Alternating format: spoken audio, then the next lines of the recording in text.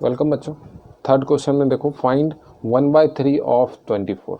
तो जब मैंने आपको थ्योरी पार्ट समझाया था तो सिंपल सा बताया था कि ऑफ जब भी दे तो ऑफ के जगह पे मल्टीप्लाई और बाकी दोनों तरफ का चीज़ सेम। 8 3 जा 24, यहाँ पे आंसर कितना आया 8। चलो नेक्स्ट, यहाँ पे है क्या 3/4 मल्टीप्लाई 32। 8 4 जा 32 होता है, 8 से काटे तो 3 इंटू 8 कितना हो गया 8 3 जा 24। क्लियर है। अब देखो नेक्स्ट, 5/9 ऑफ की जगह मल्टीप्लाई 45। 9 5 जा 45, तो कितना हो गया 5 मल्टीप्लाई 5 तो कितना हो गया 25, फाइनल आंसर। फिर नेक्स्ट देखो, 7/50 मल्टीप्लाई 1000, तो ये जीरो से ये जीरो कट गया 5 से 20 टाइम्स में, तो 7 इंटू 20 कितना हो गया 140। नेक्स्ट देखो,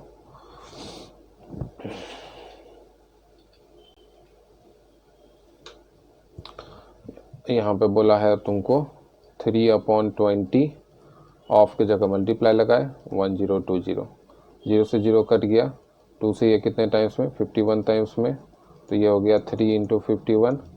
अब 1 3 जा 3, 5 3 जा 153, इसका फाइनल आंसर आ गया। तुरंत तुरंत 1 मिनट भी लग रहा है, देख रहे हो कुछ भी नहीं है, बस कैलकुलेशन आपका अच्छा होना चाहिए। 5/11 ऑफ की जगह मल्टीप्लाई 220, ये देखो कितने टाइम्स में जाएगा 20 टाइम्स में, तो 5 इंटू 20 इज इक्वल टू 100 आ गया। क्या था इसमें। सेवन्थ क्वेश्चन देखो, 4/9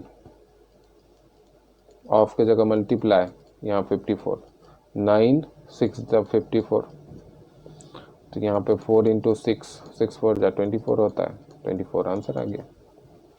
8th क्वेश्चन देखो, अब यहाँ ध्यान देना, जहाँ भी यूनिट का यूज हो जाए, जैसे यहाँ पे भी यूनिट का यूज हुआ था, तो यहाँ पे अंतिम में ये यूनिट लगाना मत बोलना, नहीं तो इसमें आपका नंबर कट सकता है। 24 मीटर्स, यहाँ पे जो आंसर आएगा उसको लीटर्स, ठीक है। यहाँ पे देखो 6/7 ऑफ 35 लीटर्स, तो 7 5 जा 35 होता है, यानी कि कितना लीटर की बात हो रही है 30 लीटर्स। यूनिट लगाना मत बोलना। 1/6 ऑफ एन आवर, तो 1/6 आवर में कितना मिनट होता है, यहाँ पे मैं लिख भी देता हूँ सिंस 1 आवर, हालांकि आप लोग को पता है लेकिन फिर भी लिखना पड़ता है। 1 hour is equal to 60 minutes, ठीक है।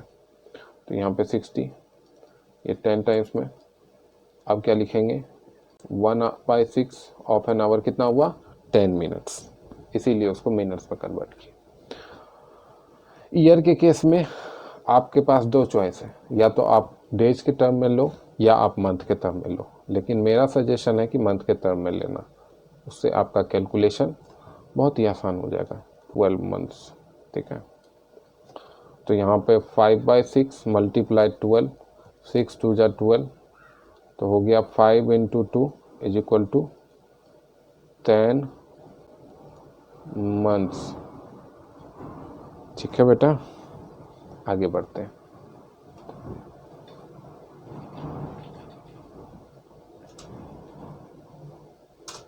अब देखो 11th क्वेश्चन में क्या बोला है।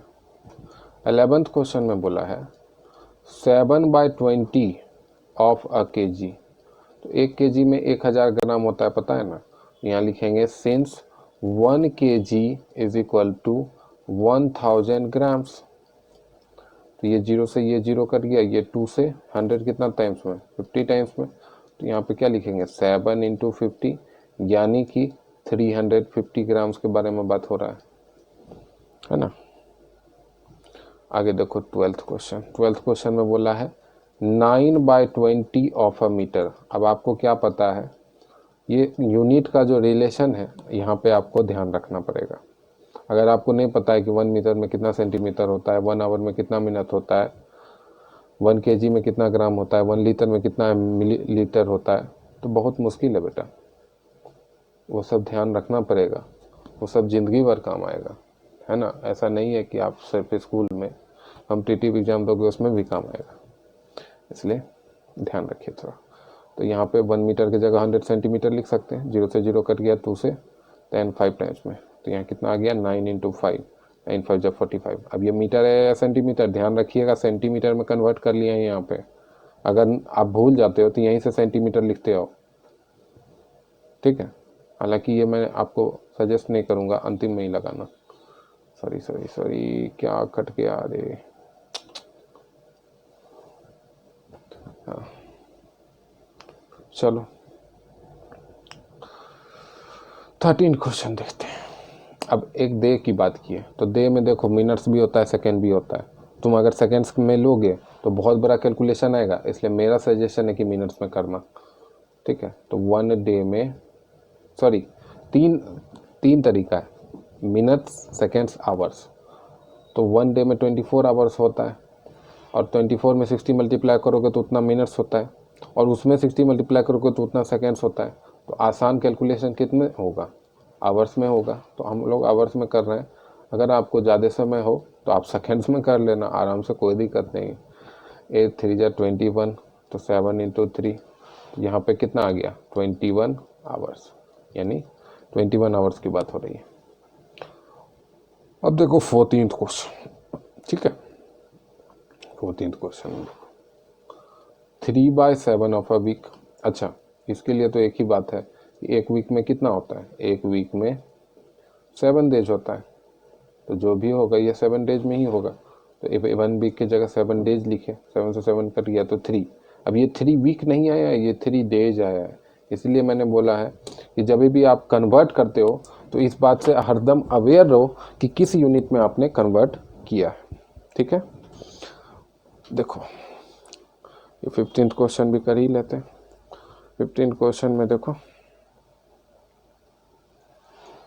7/50 ऑफ अ लीटर। अब लीटर में, एक लीटर में सिंस 1 लीटर में 1000 ml होता है, तो यहाँ 1 लीटर की जगह अगर 1000 ml लिख दें तो कोई दिक्कत थोड़ी है ना। तो यहाँ 1000 ml लिख दिए। अब ध्यान रखना जो भी रिजल्ट आएगा वो ml में आएगा, लीटर में नहीं आएगा। बहुत बच्चे सब कुछ सही करते हैं, यहाँ पे 140 लिखेंगे और लिख देंगे लीटर, बस हो गया सारा, मतलब कि मेहनत पे पानी फिर गया। लीटर कहाँ से आ गया, ml में कन्वर्ट किया, तो लीटर कहाँ से आ गया, ml लिखोगे ना यहाँ 140 ml।